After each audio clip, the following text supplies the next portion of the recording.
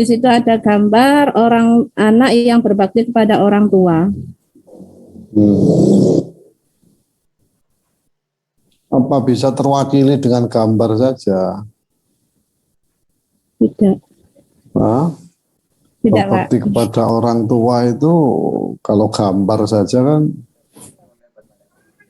apa bisa dengan gambar aja anak bisa paham? Gitu. Tidak. Gimana caranya memahamkan? Praktek nih, Pak ya. Gimana cara prakteknya? Ya mungkin anak di situ dianukan video bisa, mungkin video juga. Enggak, saya tanya ini yang jenengan ngajar itu biasanya ngajarnya gimana? Kalau jenengan ngajar biasanya gimana? Diceramai saja atau gimana? Ya pertama kita kasih gambar, anak-anak mengamati. Selanjutnya anak-anak suruh membaca materi dan anak-anak suruh baca materi. Setelah itu saya menjelaskan poin-poin ada. Ya, setelah itu nanti kita mengajukan pertanyaan ke anak-anak. Kalau memang ada pertanyaan dari anak-anak, ya kita jawab. Kalau memang nanti kita yang bertanya, anak-anak yang menjawab gitu, Pak. kalau mengakhiri pembelajaran biasanya gimana? Kalau mengakhiri pelajaran kita menarik kesimpulan. Anak-anak disuruh menyimpulkan dari pembelajaran yang dipelajari. Gimana misalnya? Misal adab apa aja kepada orang tua, jadi anak-anak menyimpulkan poin-poin yang harus dilakukan kepada orang tua. Ya, terus apa lagi? Terus itu untuk yang terakhir, Pak, ngasih tugas. Tugasnya apa? Tugas depan, di situ meresum materi ada terhadap orang tua. Tugas untuk minggu depan atau tugas untuk hari ini?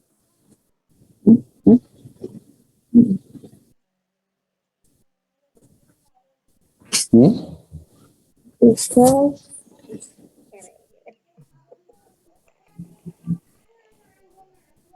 yang baru dilakukan, ya, yang baru dilakukan, Pak,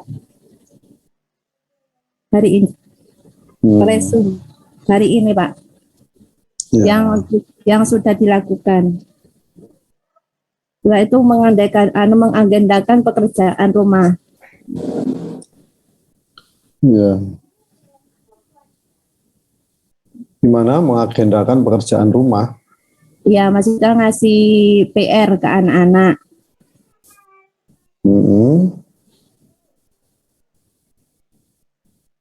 Ya.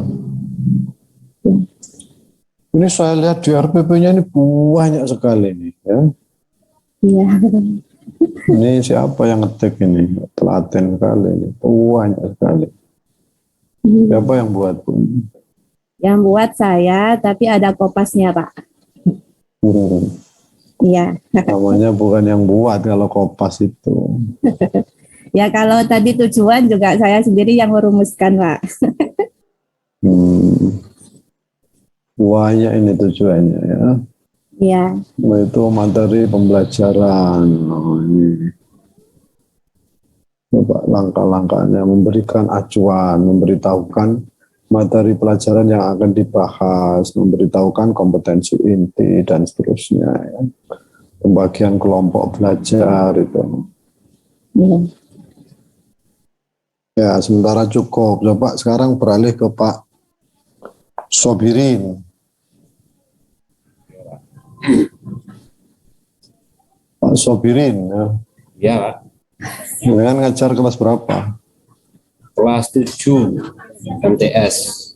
Kelas 7 MTS. MTS mana, Pak? MTS Al-Hikmah Karanganyar.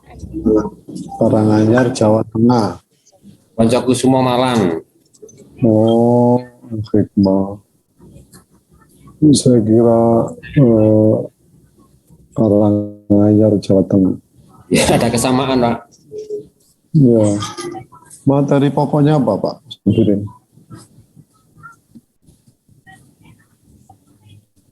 Materi pokoknya apa? Materi pokoknya sifat-sifat wajib Allah. Ya, sifat-sifat wajib bagi Allah. Apa tujuan jenengan mengajarkan ini kepada anak? Tujuan utamanya apa? Agar anak dapat meyakini juga mengidentifikasi mengenai sifat-sifat Allah. Bukan mengidentifikasi itu kan apa, Pak? Di mengetahui artinya masing-masing dari sifat-sifat Allah. Ada sifat nafsiyah, salbiyah, ma'ani, maknawiyah gitu nggih. Ya, itu untuk yang keduanya, rinci kedua. Dan yang ke satu itu sekedar secara globalisasi saja, Pak. Ini kan menyebutkan sifat-sifat Allah, menjelaskan, mengidentifikasi, menjelaskan sifat-sifat mustahil bagi Allah yang nafsiyah, maknawiyah. Ini kan? Ini Pak, ya. Itu ada Pak menjelaskan.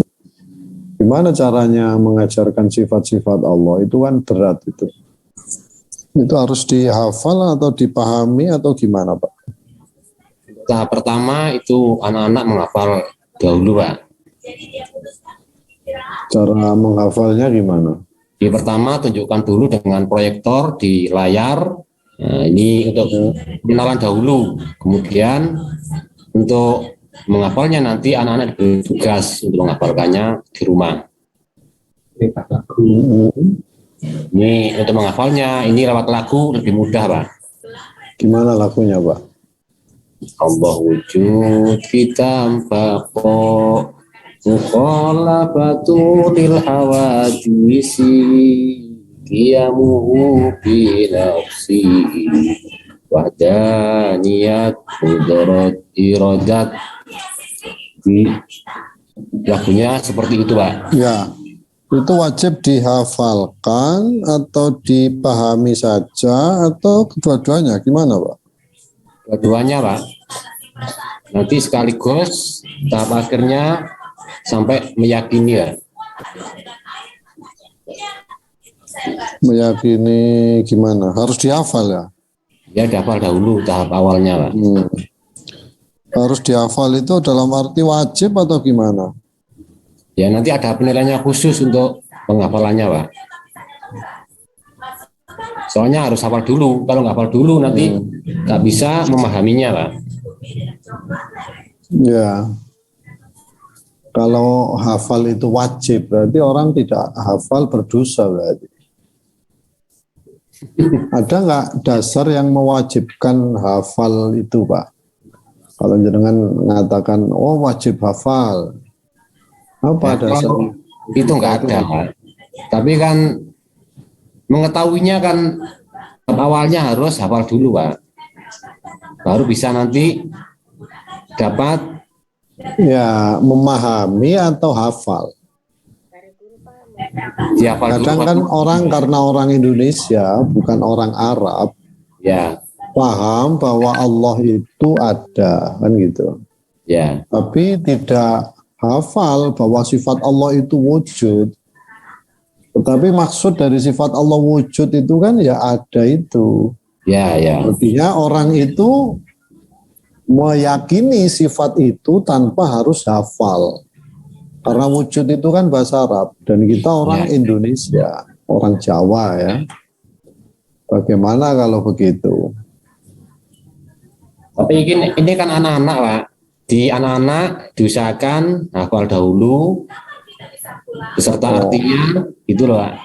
Kalau yang diusahakan berarti. Ya, kalau orang yang umum itu nggak masalah, Pak. Ini kan masih tahap awal, Pak, anak-anak. Nggak masalah kalau tidak hafal. Ya. Kalau anak-anak harus hafal. Wah ini harus hafal dulu, Pak. Karena pembelajaran ini. Karena pembelajaran. Ya. Nah makanya ini saya sekarang ada dua pilihan. Ada